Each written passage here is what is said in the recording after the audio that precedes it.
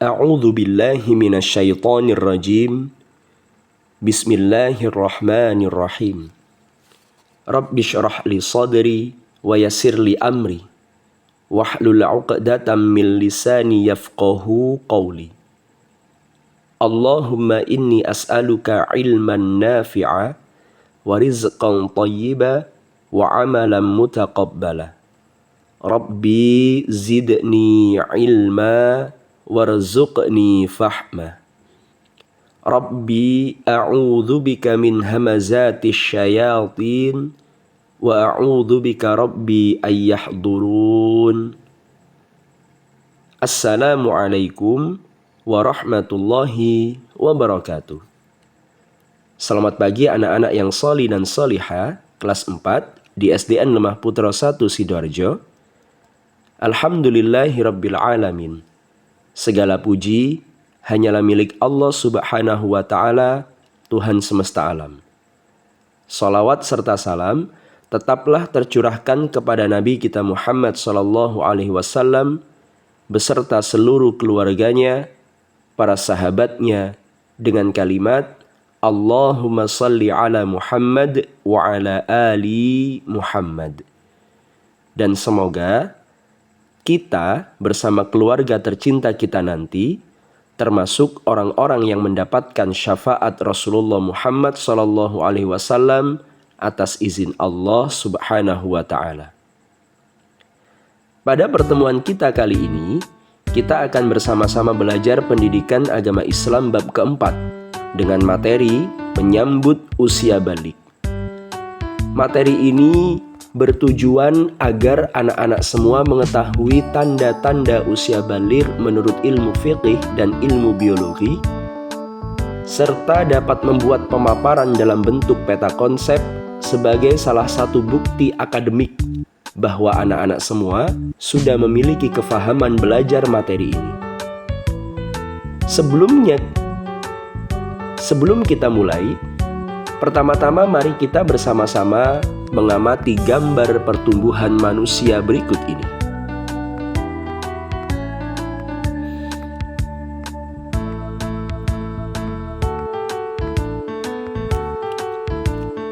Pada gambar ini, apa yang anak-anak fahami? Apakah gambar ini menunjukkan manusia tidak tumbuh? Ataukah gambar ini menunjukkan manusia itu dapat tumbuh dari bayi sampai menjadi tua? Bagaimana pendapatmu? Ya, betul sekali. Pada gambar ini menunjukkan pertumbuhan yang terjadi pada manusia pada awal manusia dilahirkan.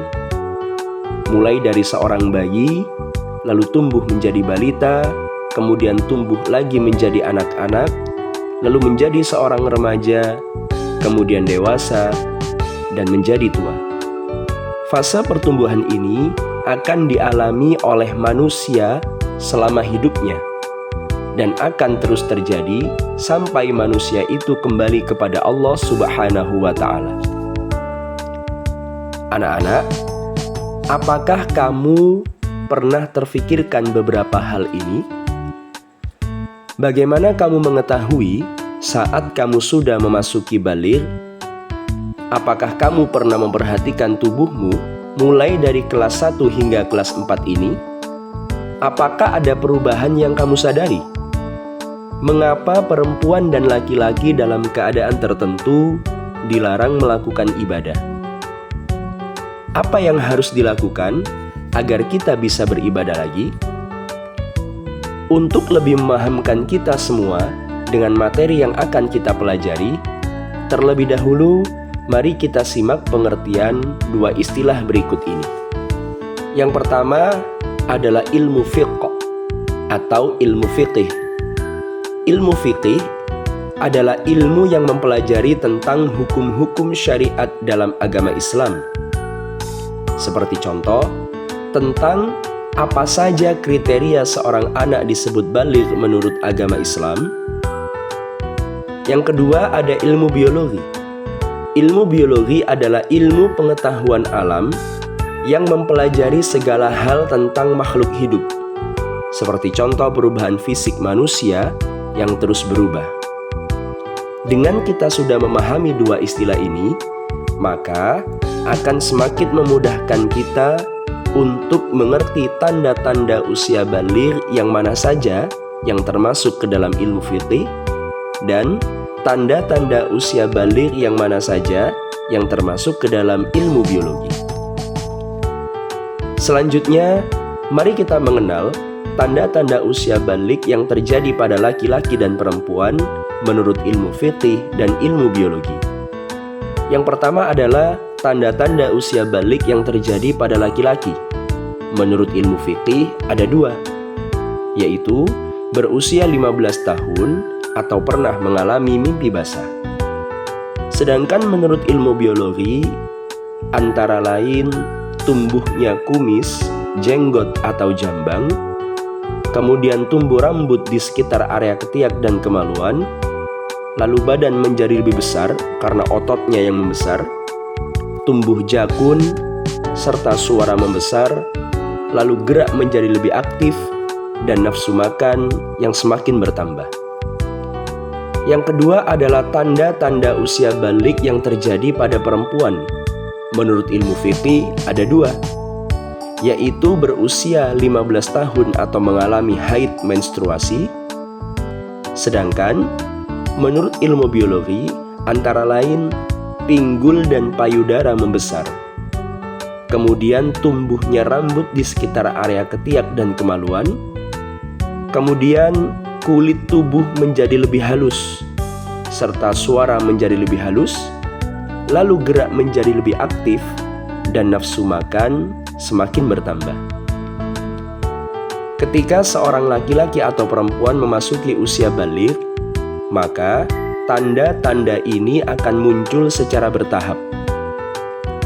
Dan saat seorang laki-laki mengalami mimpi basah atau seorang perempuan mengalami haid menstruasi, maka laki-laki dan perempuan itu sedang berhadas besar. Apa itu hadas besar? Hadas besar adalah suatu kondisi yang terjadi pada diri kita yang menyebabkan kita tidak boleh melakukan ibadah. Penyebab seorang laki-laki berhadas besar adalah karena mengalami mimpi basah.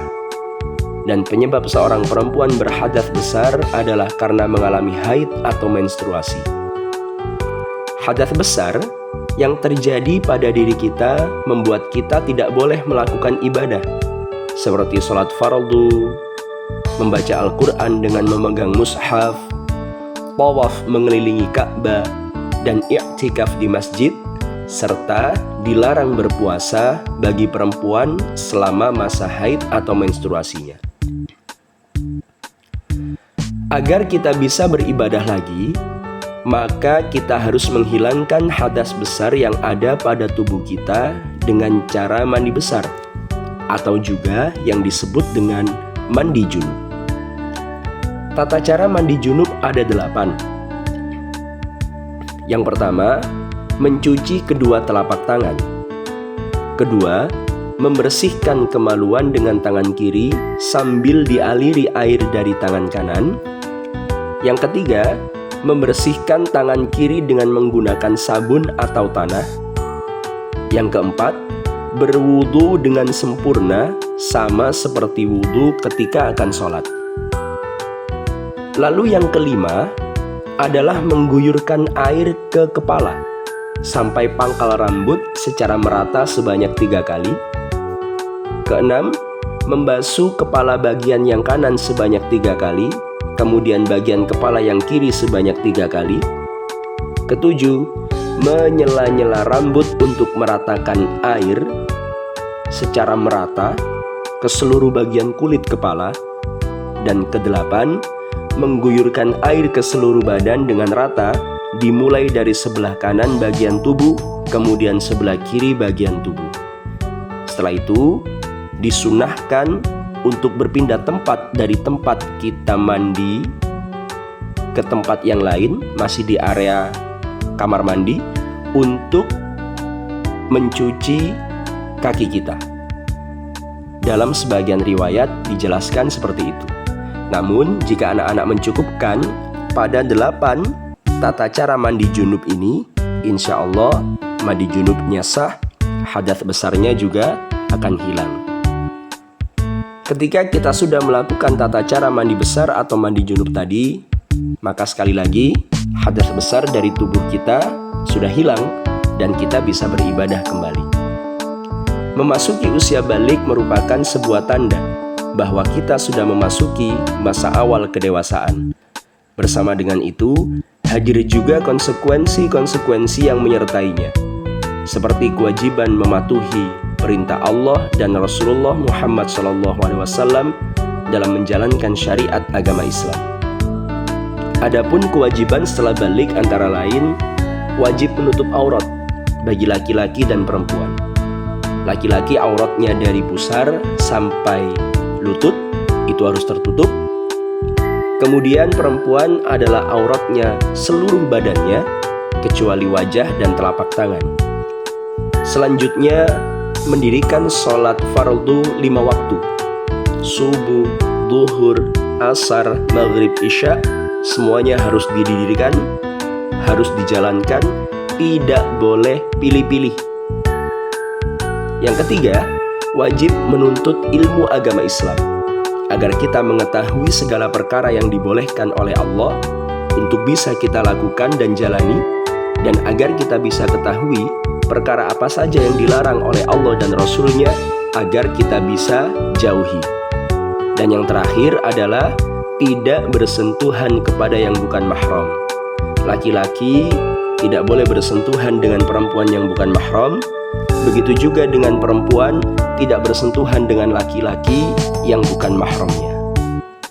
Nah, anak-anak sholih dan sholihah kelas 4 SD Anuma Putro 1 Sidoarjo, semoga materi yang kita pelajari ini mendatangkan manfaat yang besar untuk kita. Mari kita sama-sama pelajari, kita fahami, dan kita terapkan dalam kehidupan sehari-hari. Jazakumullah khair. Semoga Allah membalas dengan kebaikan. Semoga Allah tambahkan ilmu dan kefahaman kepada kita. Dan semoga Allah senantiasa memberikan hidayah dan taufiknya kepada kita semua agar kita selamat di dunia dan akhirat. Wassalamualaikum warahmatullahi wabarakatuh.